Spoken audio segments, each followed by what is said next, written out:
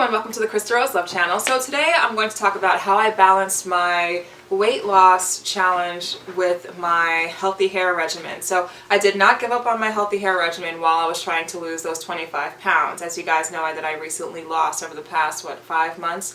And so you really want to make sure if you're doing an intense fitness regimen that you don't give up on your hair, because I think some people may feel like, well, if I'm all about fitness, I can't think about maintaining a healthy hair regimen, and it's far from that. You just have to create like a balancing act of sorts. You want to make sure that you balance both of them. You want to make sure you balance the fitness with the hair. And for those of you who have relaxed hair, for example, that is a balancing act in particular because of heat styling that you may be doing and so forth. I know for me that was. So you just want to make sure that you don't sacrifice one for the other. Don't say, well, I'm not going to work out because I want to make sure I have a cute hairstyle or I want to grow my hair longer. You don't want to sacrifice fitness for your hair, that's for sure. And then when it comes down to fitness, you don't have to sacrifice your hair for fitness. You don't have to say, well, I'm just going to forget about my healthy hair regimen because I'm trying to lose a whole bunch of weight.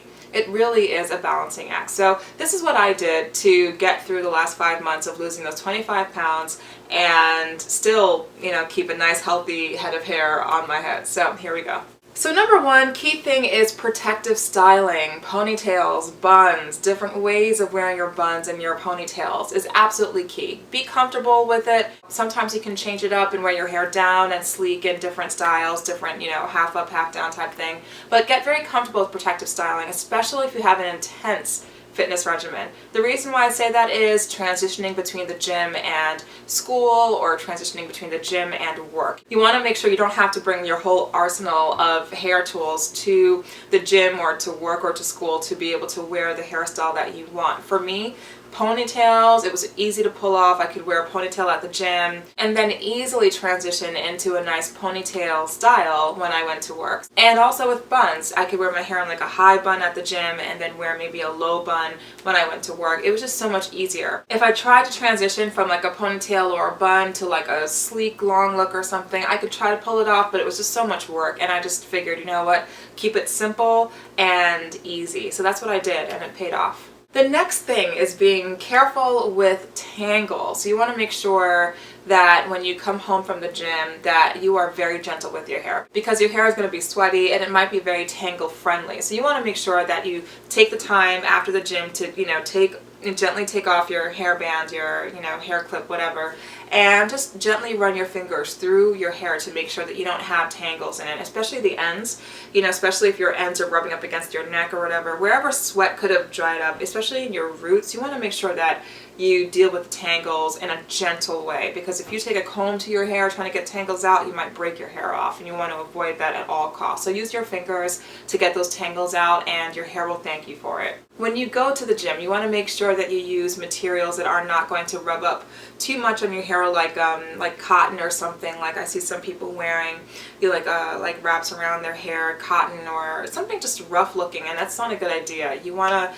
opt for maybe like a silk type of a headband, or maybe like a wide band that doesn't cause too much friction around your hairline. The reason why is if you have something really tight around your hairline, it's very easy for your hairline to snap off after a while. So you want to make sure that, while you're working out, you have the hair out of your face, but you want to make sure that you're not putting stuff in your hair that's going to break off your hair in some way over time. So be very gentle to your hairline when you style your hair for going out. I say put your hair up in an easy bun, high bun, pin it down with some clips or a high ponytail, get a wide headband or like a silk type of a wrap like right around your hairline, like a thick enough one, and you're not tying it too tight, and you're good to go.